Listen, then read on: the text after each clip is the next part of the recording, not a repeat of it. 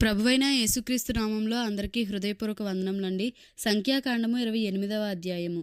యెహోవా మోషేకు ఇలాగు సెలవిచ్చెను, నీవు ఇశ్రాయేలీలకు ఇలాగు ఆజ్ఞాపించుము, నాకు సువాసన కలుగుటకై మీరు హోమ రూపములుగా నాకు అర్పించు ఆహారమును నియామక కాలమున నా యొద్దకు తెచ్చుటకు జాగ్రత్త పడవలెను. మరియు నీవు వారికి ఇలాగు ఆజ్ఞాపించుము, మీరు యెహోవాకు నిత్యమైన దహనబలి రూపముగా ప్రతిదినము నిర్దోషమైన ఏడాదివగు 2 మగ గొర్రెపిల్లలను అర్పింపవలెను. వాటిలో ఒక గొర్రెపిల్లను ఉదయమందు అర్పించి సాయంకాలమందు రెండవ దానిని అర్పింపవలెను. దంచి తీసిన 3 పళ్ళలోనిది పావు నూనెతో కలుపబడిన తూమెడు పిండిలో 10వ వంతు నైవేద్యము చేయవలెను. అది యెహోవాకు ఇంపైన సువాసన గల హోమముగా సీనాయి కొండ మీద నియమింపబడిన నిత్యమైన దహనబలి. ఆ మొదటి గొర్రెపిల్లతో అర్పింపవలసిన పానార్పణము 30 పరిశుద్ధ స్థలములో మద్యమును యెహోవాకు పానార్పణముగా పోయింపవలెను. ఉదయ నైవేద్యమును దాని పానార్పణమును అర్పించినట్లు యెహోవాకు ఇంపైన సువాసన గల హోమముగా ఆ 2వ గొర్రెపిల్లను సాయంకాలమందు అర్పింపవలెను. విశ్రాంతి దినమున నిర్దోషమైన ఏడాదివగు 2 గొర్రెపిల్లలను నైవేద్య రూపముగాను దాని పానార్పణముగాను నూనెతో కలపబడిన తూమెడు పిండిలో 2 10వ వంతులను అర్పింపవలెను. నిత్యమైన దహన బలియు దాని పానార్పణమును గాక ఇది ప్రతి విశ్రాంతి దినమున చేయవలసిన దహన బలి. నెలకు మొదటి దినమున యెహోవాకు దహన బలి అర్పించవలెను. 2 కోడె దూడలను 1 పొట్టేలును నిర్దోషమైన ఏడాదివగు 7 గొర్రెపిల్లలను వాటిలో ప్రతి కోడె దూడతోనూ నూనెతో కలపబడిన తూమెడు పిండిలో 3 10వ వంతులను నైవేద్యముగాను ఒక్కొక్క పొట్టేలుతోనూ నూనెతో కలపబడి తూమెడు పిండిలో 2 10వ వంతులను నైవేద్యముగాను ఒక్కొక్క గొర్రెపిల్లతో నూనెతో కలుపబడిన తూమెడు పిండిలో 1 10వ వంతును నైవేద్యముగాను చేయవలెను. అది యెహోవాకు ఇంపైన సువాసన గల దహనబలి. వాటి పానార్పణములు ఒక్కొక్క కోడెతో 10 ద్రాక్షారసమును పొట్టేలుతో 10 గొర్రెపిల్లతో 30 ఉండవలెను. ఇది సంవత్సరంలో మాసమునకు జరుగువలసిన దహనబలి. నిత్యమైన దహనబలియు దాని పానార్పణమును గాక ఒక మేకపిల్లను పాప పరిహారార్థ బలిగా యెహోవాకు అర్పింపవలెను. మొదటి నెల 14వ దినము యెహోవాకు పస్కా పండుగ. ఆ నెల 15వ దినము పండుగ జరుగును. 7 దినములు పొంగని భక్ష్యములనే తినవలెను. మొదటి దినమున పరిశుద్ధ సంఘముగా కూడవలెను. అందులో మీరు జీవనోపాధి అయిన పనులేమియూ చేయకూడదు. అయితే యెహోవాకు దహన బలిగా మీరు 2 కోడె దూడలను 1 పొట్టేలును ఏడాదివగు 7 మగ గొర్రెపిల్లలను అర్పింపవలెను. అవి మీకు కలిగిన వాటిలో నిర్దోషమైనవై ఉండవలెను.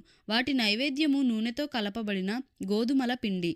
ఒక్కొక్క కోడెతో తూములో 3 10వ వంతులను పొట్టేలుతో 2 10వ వంతులను ఆ 7 గొర్రెపిల్లలలో ఒక్కొక్క గొర్రెపిల్లతో ఒక్కొక్క 10వ వంతును మీకు ప్రాయశ్చిత్తము కలుగుటకై పాప పరిహారార్థ బలిగా 1 మేకను అర్పింపవలెను.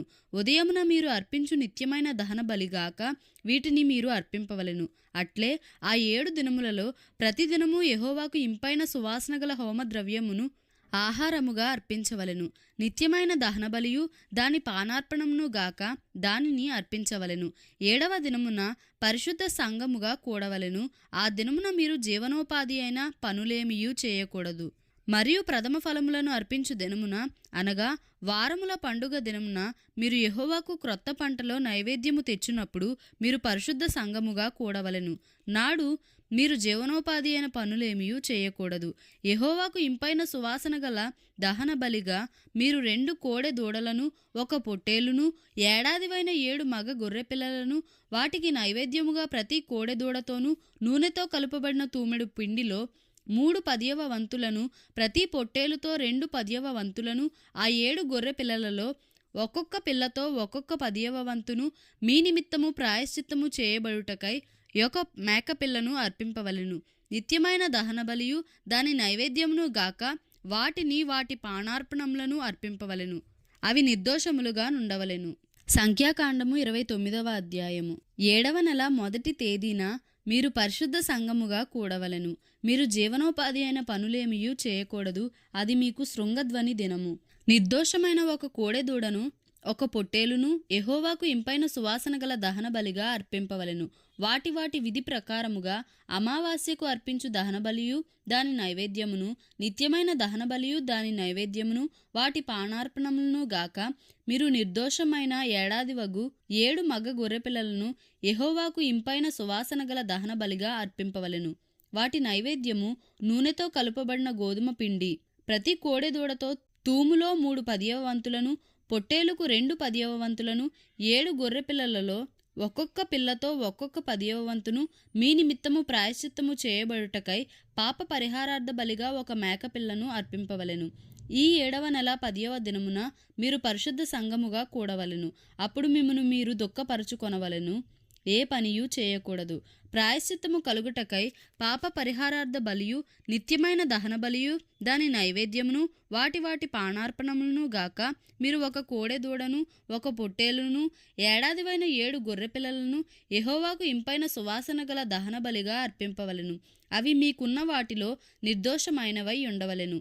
నూనెతో కలుపబడిన పిండిని నైవేద్యముగాను, ప్రతి కోడెతో తూములో 3 10వ వంతులను, ఒక పొట్టేలుతో 2 10వ వంతులను, ఆ 7 గొర్రె పిల్లలలో ఒక్కొక్క పిల్లతో ఒక్కొక్క 10వ వంతును పాప పరిహారార్థ బలిగా ఒక మేకపిల్లను అర్పింపవలెను. మరియు 7వ నెల 15వ దినమున మీరు పరిశుద్ధ సంఘముగా కూడవలెను. అప్పుడు మీరు జీవనోపాధి అయిన పనులేమియూ చేయక 7 దినములు యెహోవాకు పండుగ ఆచరింపవలెను. నిత్యమైన దహనబలియు దాని నైవేద్యమును దాని పానార్పణమును గాక యెహోవాకు ఇంపైన సువాసన గల దహన బలిగా 13 కోడెదూడలను, 2 పొట్టేళ్లను, ఏడాదివైన 14 గొర్రెపిల్లలను అర్పింపవలెను. అవి నిర్దోషమైనవై ఉండవలెను. నూనెతో కలుపబడిన గోధుమ పిండిని నైవేద్యముగాను, ఆ 13 కోడెదూడలలో ప్రతి దూడతో తూములో 3 10వ వంతులను, ఆ 2 పొట్టేళ్లలో ప్రతి పొట్టేలుతో 2 10వ వంతులను, ఆ 14 గొర్రెపిల్లలలో ప్రతి పిల్లతో ఒక్కొక్క 10వ వంతును పాప పరిహారార్థ బలిగా ఒక మేకపిల్లను అర్పింపవలెను. 2వ దినమున నిత్యమైన దహనబలియు దాని నైవేద్యమును, వాటి పానార్పణములను గాక మీరు నిర్దోషమైన 12 కోడెదూడలను, 2 పొట్టేళ్లను, ఏడాదివైన 14 గొర్రెపిల్లలను విధి ప్రకారముగా వాటి వాటి లెక్క చొప్పున ఆ కోడెలతోనూ పొట్టేళ్లతోనూ గొర్రెపిల్లలతోనూ వాటి వాటి నైవేద్యమును పానార్పణములను పాప పరిహారార్థ బలిగా ఒక మేకపిల్లను అర్పింపవలెను. 3వ దినమున నిత్యమైన దహనబలియు దాని నైవేద్యమును దాని పానార్పణమును గాక నిర్దోషమైన 11 కోడెలను, 2 పొట్టేళ్లను, ఏడాదివైన 14 గొర్రెపిల్లలను విధి ప్రకారముగా వాటి వాటి లెక్క చొప్పున ఆ కోడెలతోనూ పొట్టేళ్లతోనూ గొర్రె పిల్లలతోనూ వాటి నైవేద్యమును పానార్పణములను పాప పరిహారార్థ బలిగా ఒక మేకపిల్లను అర్పింపవలెను. 4వ దినమున నిత్యమైన దహనబలియు దాని నైవేద్యమును పానార్పణమును గాక నిర్దోషమైన 10 కోడెలను, 2 పొట్టేళ్లను, ఏడాదివైన 14 గొర్రెపిల్లలను విధి ప్రకారముగా వాటి వాటి లెక్క చొప్పున ఆ కోడెలతోనూ పొట్టేళ్లతోనూ గొర్రె పిల్లలతోనూ వాటి నైవేద్యమును పానార్పణములను పాప పరిహారార్థ బలిగా ఒక మేకపిల్లను అర్పింపవలెను. 5వ దినమున నిత్యమైన దహనబలియు దాని నైవేద్యమును పానార్పణమును గాక నిర్దోషమైన 9 కోడెలను, 2 పొట్టేళ్లను, ఏడాదివైన 14 గొర్రెపిల్లలను విధి ప్రకారముగా వాటి వాటి లెక్క చొప్పున ఆ కోడెలతోనూ పొట్టేళ్లతోనూ గొర్రెపిల్లలతోనూ వాటి వాటి నైవేద్యమును పానార్పణములను పాప పరిహారార్థ బలిగా ఒక మేకపిల్లను అర్పింపవలెను. 6వ దినమున నిత్యమైన దహనబలియు దాని నైవేద్యమును పానార్పణమును గాక నిర్దోషమైన 8 కోడెలను, 2 పొట్టేళ్లను, ఏడాదివైన 14 గొర్రెపిల్లలను విధి ప్రకారముగా వాటి వాటి లెక్క చొప్పున ఆ కోడెలతోనూ పొట్టేళ్లతోనూ గొర్రె పిల్లలతోనూ వాటి వాటి నైవేద్యమును పానార్పణములను పాప పరిహారార్థ బలిగా ఒక మేకపిల్లను అర్పింపవలెను. 7వ దినమున నిత్యమైన దహనబలియు దాని నైవేద్యమును పానార్పణమును గాక నిర్దోషమైన 7 దూడలను, 2 పొట్టేళ్లను, ఏడాదివైన 14 గొర్రెపిల్లలను విధి ప్రకారముగా వాటి వాటి లెక్క చొప్పున ఆ కోడెలతోనూ పొట్టేళ్లతోనూ గొర్రె పిల్లలతోనూ వాటి వాటి నైవేద్యమును పానార్పణములను పాప పరిహారార్థ బలిగా ఒక మేకపిల్లను అర్పింపవలెను. 8వ దినము మీకు వ్రత దినముగా నుండును. అప్పుడు మీరు జీవనోపాధి అయిన పనులేమీ చేయకూడదు. అందులో నిత్యమైన దహనబలియు దాని నైవేద్యమును పానార్పణమును గాక మీరు యెహోవాకు ఇంపైన సువాసన గల దహన బలిగా నిర్దోషమైన ఒక కోడెదూడను, ఒక పొట్టేలును, ఏడాదివైన 7 గొర్రె పిల్లలను విధి ప్రకారముగా వాటి లెక్క చొప్పున ఆ కోడెదూడతోనూ పొట్టేలుతోనూ గొర్రె పిల్లలతోనూ వాటి నైవేద్యమును పానార్పణములను పాప పరిహారార్థ బలిగా ఒక మేకపిల్లను అర్పింపవలెను. మీ మ్రొక్కుబళ్లను, మీ స్వేచ్ఛార్పణములను, మీ దహన బలులను, మీ నైవేద్యములను, మీ పానార్పణములను, మీ సమాధాన బలులను గాక వీటిని నియామక కాలములందు యెహోవాకు అర్పింపవలెను. యెహోవా మోషేకు ఆజ్ఞాపించినట్లు మోషే ఇశ్రాయేలీయులతో సమస్తమును తెలియజెప్పెను. సంఖ్యాకాండము 30వ అధ్యాయము. మోషే ఇశ్రాయేలు యొక్క గోత్రాధిపతులతో ఇట్లనెను, ఇది యెహోవా ఆజ్ఞాపించిన సంగతి. ఒకడు యెహోవాకు మ్రొక్కుకొనిన ఎడల లేక తాను బద్ధుడగుటకు ప్రమాణము చేసిన ఎడల అతడు తన మాట తప్పక తన నోట నుండి వచ్చినదంతయు నెరవేర్చవలెను. మరియు ఒక స్త్రీ బాల్యమున తన తండ్రి ఇంట నుండగా యెహోవాకు మ్రొక్కుకొని బద్ధురాలైన ఎడల ఆమె తండ్రి ఆమె మ్రొక్కుబడిని ఆమె కలుగు చేసుకొనిన బాధ్యతను విని దాని గూర్చి ఊరకొనిన ఎడల ఆమె మ్రొక్కుబడులన్నీయు నిలుచును. ఆమె తాను బద్ధురాలగుటకు పెట్టుకొనిన ఒట్టు నిలుచును. ఆమె తండ్రి వినిన దినమున ఆక్షేపణ చేసిన ఎడల ఆమె మ్రొక్కుబడులలో ఏదియు ఆమె తన మీద పెట్టుకొనిన బాధ్యతలో ఏదియు నిలువకపోవును. ఆమె తండ్రి దానికి ఆక్షేపణ చేసెను గనుక యెహోవా ఆమెను క్షమించును. ఆమెకు వివాహమైన తరువాత ఆమె మ్రొక్కుకొన్న మ్రొక్కుబళ్ళైనను నిరాలోచనగా ఆమె తన మీద పెట్టుకొనిన ఒట్టులైనను ఆమె మీద నుండుట ఆమె భర్త విని దాని గూర్చి వినిన దినమున అతడు ఊరకుండుట తటస్థించిన ఎడల ఆమె మ్రొక్కుబళ్ళును ఆమె తన మీద పెట్టుకున్న ఒట్టును నిలుచును. ఆమె భర్త వినిన దినమందే ఆక్షేపణ చేసిన ఎడల అతడు ఆమె మ్రొక్కుకొనిన మ్రొక్కుబడిని ఆమె నిరాలోచనగా తన మీద పెట్టుకొనిన ఒట్టులను రద్దు చేసిన వాడగును. యెహోవా ఆమెను క్షమించును. విధవరాలు గాని విడనాడబడినది గాని తన మీద పెట్టుకొనిన ప్రతి మ్రొక్కుబడి నిలుచును. ఆమె తన భర్త ఇంట ఉండి మ్రొక్కుకొనిన ఎడలనేమి ప్రమాణము చేసి తన మీద ఒట్టు పెట్టుకొనిన ఎడలనేమి తరువాత ఆమె భర్త విని దాని గూర్చి ఆక్షేపణ చేయక ఊరకుండిన ఎడల ఆమె మ్రొక్కుబడులన్నీయు నిలుచును. ఆమె తన మీద పెట్టుకున్న ప్రతి ఒట్టును నిలుచును.